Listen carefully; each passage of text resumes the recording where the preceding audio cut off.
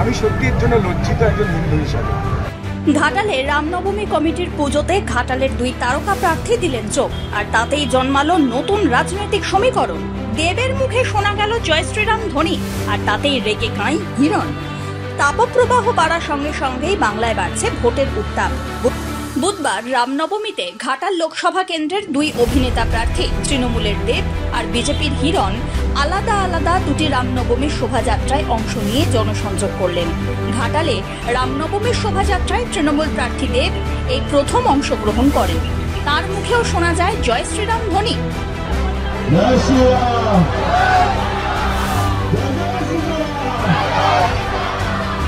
এদিকে রামনবমীর দিনে হিরণ ঘাটালে দেবকে জবাব দিলেন।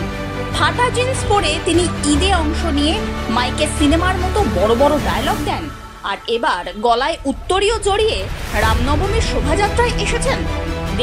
দেবের এই কাজে অত্যন্ত লজ্জিত হয়েছেন বলেও জানিয়েছেন হিরণ। ঈদ পালন করতে গিয়েছিলেন একটা ফাটা জিন্স পরে, যেখানে পায়ের দুটো হাঁটু দেখা যাচ্ছে।